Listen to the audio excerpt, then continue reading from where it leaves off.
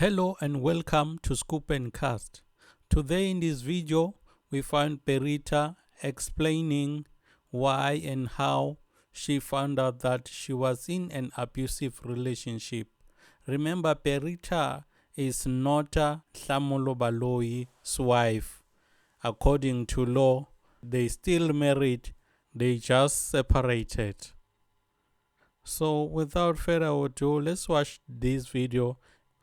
You will tell me what you think about her interview and the Neo Ranaka on Kaya FM. Absolutely. It's been a difficult year to be displaced and also abused publicly, because that's what it really is. I mean, I have vivid memories of the day I left my marriage. I remember that was the first time that I found out, because I called a therapist on that day when I was leaving.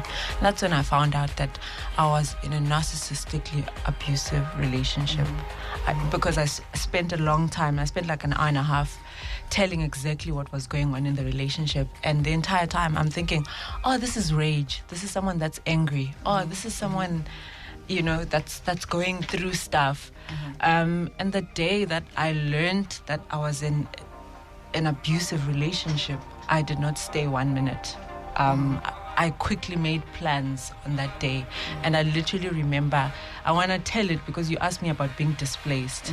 I literally remember the day I left, I'd gone and bought continental pillows from like Mr. Price, right, for the house.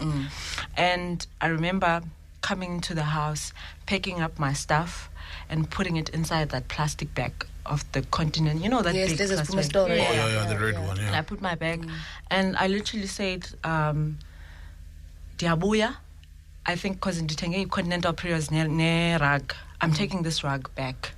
And I knew that I was yes. And at that moment I booked myself into a hotel room and I left as if you're coming back. And you're ambisi continental pillars, and I took my stuff to the hotel. I still came back and I said, hey, by the way, I'm gonna go to the studio later. And I was like, okay. And I never went back. That's how I left. What did it take, apart from therapy? Surely when we track back to that moment when you're arriving at seeking counsel, because when you arrive at actioning the thought, now it's becoming an action, but I need to talk to a professional, I need to go and consult. There's a number of things you had been through, you know, that lead you to making that decision. No, but before I decide on my own, let me just go and double check if mentally I can connect the dots.